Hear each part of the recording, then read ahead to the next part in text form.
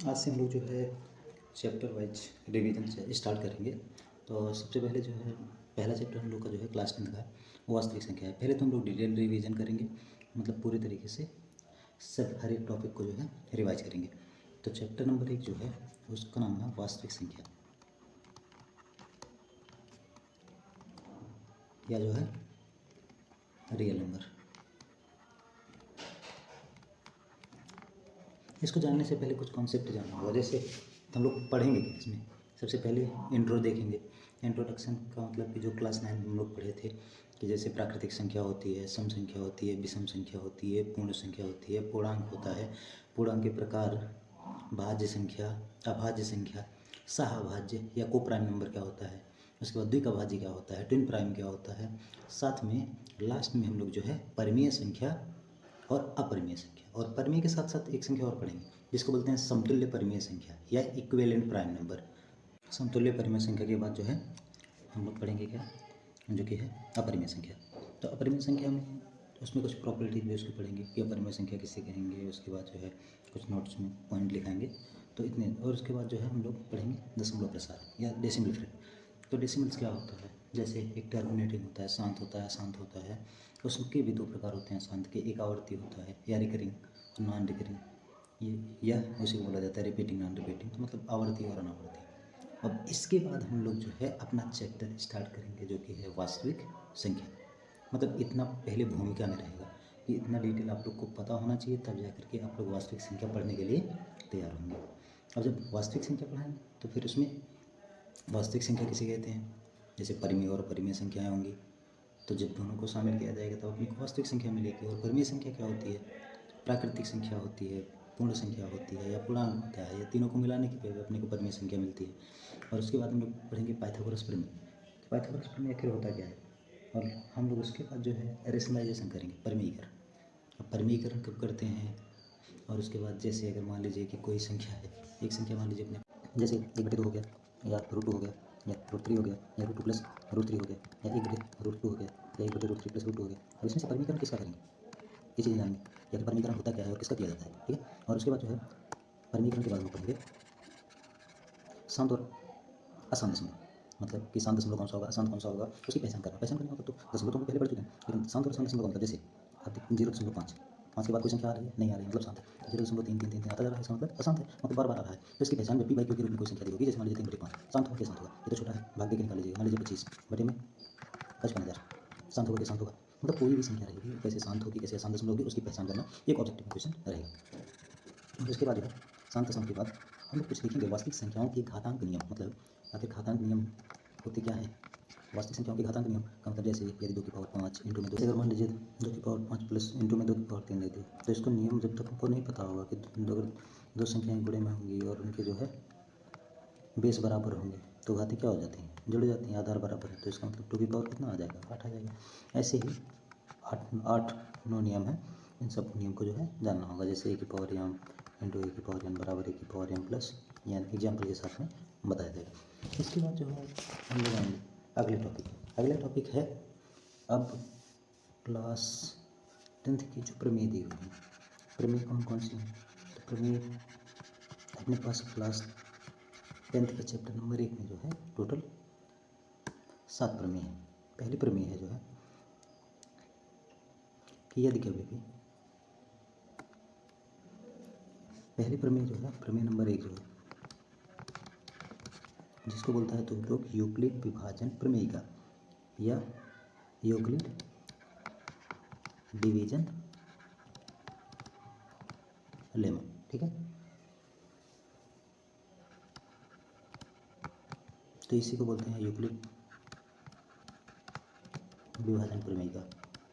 आखिर यूक्लिड विभाजन प्रमेयिका है क्या, ठीक है। और इसके बताते इसमें जो है एक वर्ड और बताएंगे कि आखिर एल्गोरिदम और प्रमेयिका में दोनों में अंतर क्या होता है। एक एल्गोरिदम होता है और दूसरा होता है प्रमेयिका। ये दोनों एक ही हैं कि अलग अलग हैं, या दोनों में अंतर क्या है, इसको डिस्कस करेंगे। और उसके बाद जो है हम लोग आएंगे प्रमेय नंबर 2 पे। दूसरी प्रमेय है अपने पास, दूसरी प्रमेय है जिसको बोलता है तो लोग फंडामेंटल थ्योरम ऑफ अर्थमेटिक या अंकगणित की आधारभूत प्रमेय। तो अंकगणित की आधारभूत प्रमेय होती क्या है, ठीक है। और हाँ, पिछले प्रमेय नंबर 1 में जो है एचसीएफ निकालने का तरीका उसी में बताना है, ठीक है, कि जो है यूक्लिड से कैसे एचसीएफ निकाला जाएगा। और दूसरा है फंडामेंटल थ्योरम ऑफ अरिथमेटिक, और दूसरा है फंडामेंटल थ्योरम ऑफ अरिथमेटिक या अंकगणित की आधारभूत प्रमेय ये होती क्या है, ठीक है। आखिर इसमें बोला जाता है कि भाज्य संख्याएं जो होती हैं उनको जो है अभाज्य संख्याओं के गुणनफल के रूप में लिखा जा सकता है। तो जब अब गुणनखंड हम लोग सीखेंगे, गुणनखंड के बाद जो है फिर अभी तक जो है पहले प्रमेय में हम लोग सीखे थे एचसीएफ निकालना किससे, यूक्लिड से। दूसरे में जो गुणनखंड विधि से जो है एचसीएफ निकालना सीखेंगे, क्या करें एचसीएफ निकलेगा कैसे गुणनखंड विधि से। और उसके बाद जो है बाद में अगर मान लीजिए कोई भी दो पॉजिटिव इंटीजर होंगे, अगर पॉजिटिव इंटीजर होंगे या धनात्मक पूर्णांक होंगे, मान लीजिए ई फर्स्ट और सेकंड या ए और बी अगर दो धनात्मक पूर्णांक है और इनका एचसीएफ मान लीजिए एच है और एलसीएम जो है एल है, तब क्या होता है ए इंटू बी होता है एच इंटू एल के बराबर। इसके ऊपर भी एक क्वेश्चन हमेशा ही रहता है। तो इसके बाद जो है हम लोग जो है एक साथ में पढ़ लेंगे एचसीएफ निकालने का तरीका दोनों विधि से। पहला क्या, पहला यूक्लिड से और दूसरा जो है गुणनखंड विधि से या फैक्टर मेथड से, इन दोनों से। और उसके बाद जो है हम लोग अगला प्रमेय नंबर 3 जो है, अब प्रमेय नंबर 3 क्या बोलती है, प्रमेय तीसरी जो है प्रमेय पढ़ेंगे डिटेल में। प्रमेय नंबर 3 बोलता है कि यदि मान लीजिए कि p एक अभाज्य संख्या है, क्या है, अभाज्य संख्या। p अगर अभाज्य संख्या है, अभाज्य संख्या होती क्या है इसको तो पहले बताएंगे। तो p अभाज्य संख्या है और p जो है ये ए स्क्वायर, ये क्या है, ये एक पॉजिटिव इंटीजर है, मतलब धनात्मक पूर्णांक है। अगर ये कोई धनात्मक पूर्णांक है और p उसको विभाजित करेगा तब p a को भी विभाजित करता है। प्रमेय नंबर 3 इसका यूज लगेगा कब, जब हम लोग प्रूव करेंगे कि √2 एक अपरिमेय संख्या है, √3 एक अपरिमेय संख्या है, √7 एक अपरिमेय संख्या है, तब अपने को जरूरत पड़ेगा प्रमेय नंबर 3 का। और प्रमेय नंबर 4 क्या है, प्रमेय नंबर 4 यही है कि सिद्ध कीजिएगा कि √2 एक अपरिमेय संख्या है।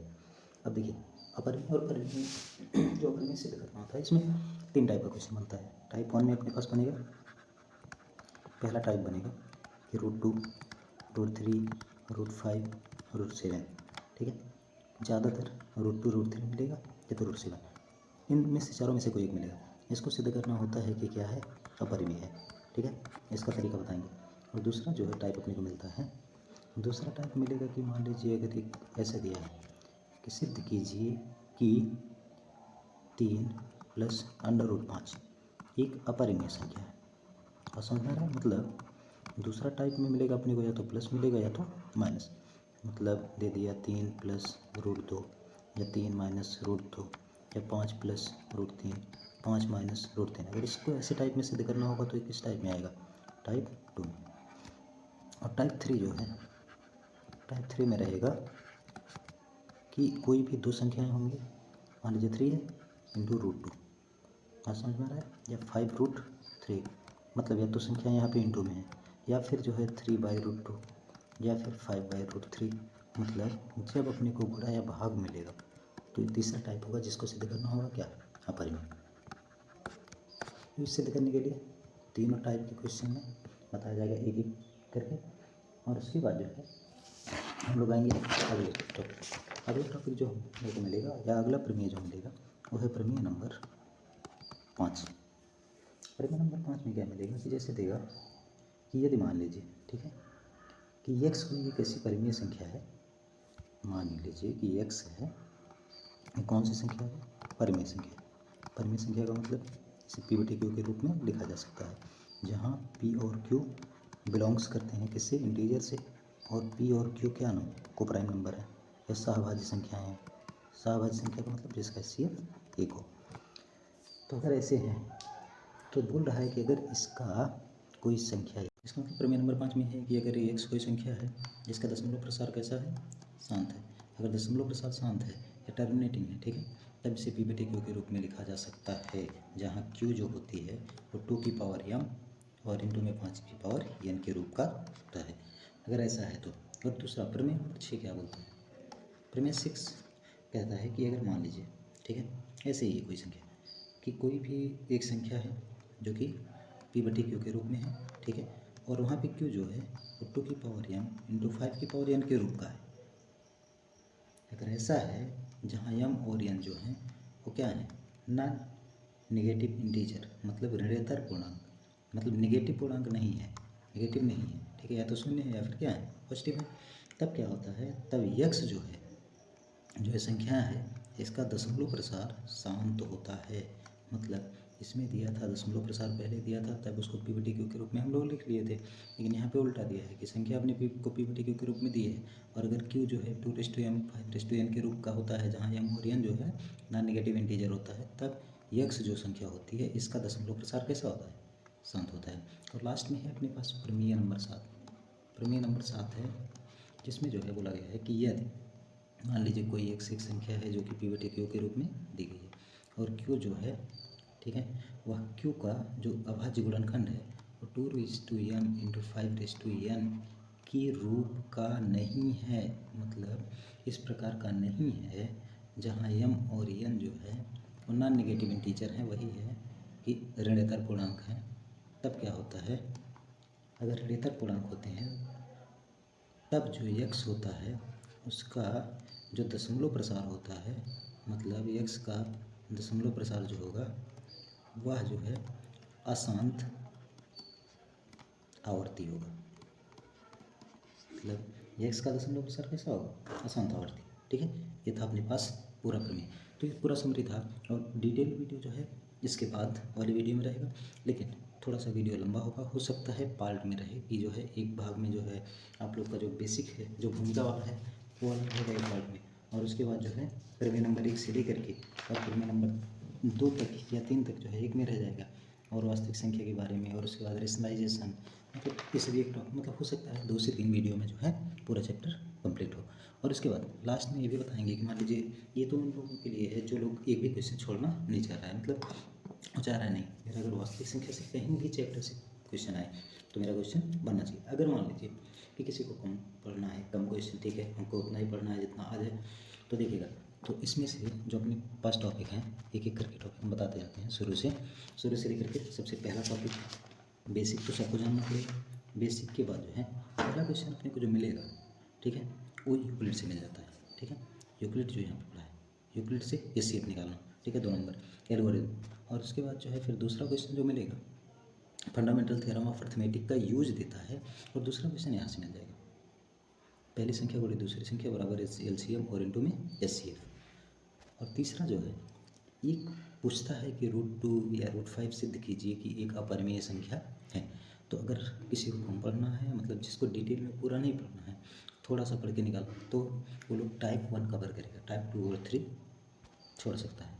और उसके बाद जो है लास्ट में परिमेयीकरण, ये क्वेश्चन रहेगा ही, तो परिमेयीकरण तो आपको पढ़ना ही पड़ेगा, तो परिमेयीकरण पढ़ेगा। उसके बाद जो है फिर लास्ट में दशमलव प्रसार, ठीक है। तो इतने में जो है आपका 4 से 5 क्वेश्चन आराम से कवर हो जाएगा। जो लोग बचना चाह रहे हो, अगर पूरा पढ़ना है तो आप लोग आराम से एक एक करके पूरा रिवाइज करते चलिए, और साथ में जब हम लोग का समरी कंप्लीट हो जाएगा टोटल चैप्टर 1 से लेकर के 15 तक, जो कि हमको लग रहा है 5 से 7 दिन में, मतलब 31 तारीख के पहले पूरा 15 चैप्टर का समरी कंप्लीट हो जाएगा। उसके बाद जो है फिर प्रीवियस ईयर क्वेश्चन 1 से लेकर के 100 तक ऑब्जेक्टिव एक एक करके सॉल्व करते चलेंगे। उसके बाद सब्जेक्टिव का सॉल्व कराते चलेंगे और बताते चलेंगे कि कहाँ कहाँ बताया गया है, ठीक है। धन्यवाद।